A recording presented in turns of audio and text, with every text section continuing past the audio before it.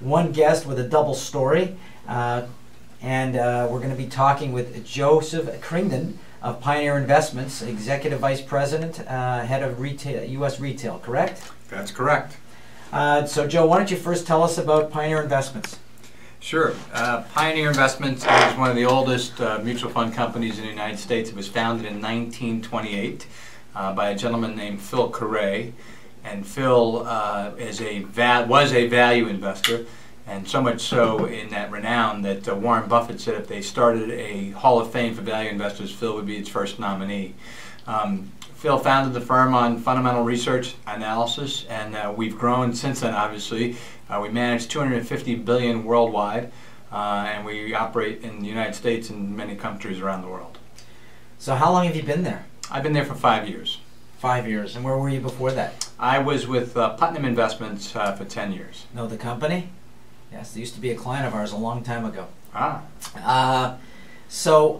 Can you give us a sense of what your job is there?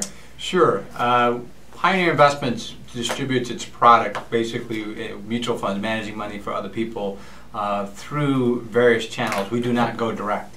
So for example, unlike Fidelity, where you can open up an account and buy your investments directly from them, we work through financial intermediaries. So we call other people use your, represent your products. Correct. So our clients are Merrill Lynch, Morgan Stanley, UBS, LPL, Edward Jones, Commonwealth Investments. So the analogy I always use with my mother, who doesn't understand my business, is I say that the people that represent us are like pharmaceutical representatives. They call on doctors to talk about the efficacy of our investment products and how they may be used to solve particular problems. But the client, the intermediary, doesn't actually say, "Oh, put me down for 10,000 of those." They turn around and make investment recommendations to their clients. So just trying to drive down a little bit again. What do you do exactly? I am in charge of all sales strategy in the United States. So I have the whole country. The whole country. So I have all the sales channels.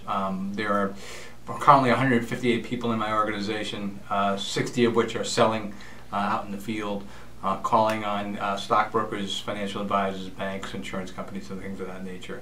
So my job is to manage them, to motivate them, and to hopefully make them better. So how much time do you spend in the field with them?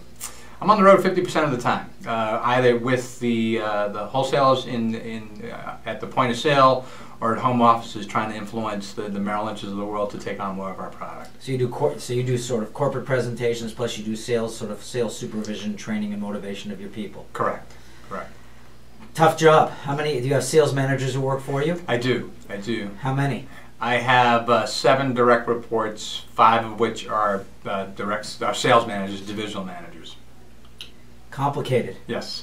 I always say managing is a great thing except for the people. Yeah, exactly.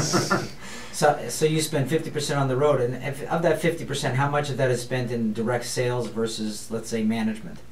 I would say that most of the time, when you mean direct sales calling, you're actually trying to influence going out with people who represent you, or going to corporate sales calls? Yeah, I would say that most of the time I'm on the road. I'm typically in front of a client, whether it be an advisor in their office in Boston or calling on a home office in New York, trying to influence them to look at our product and put it on their research platform. Now, how do you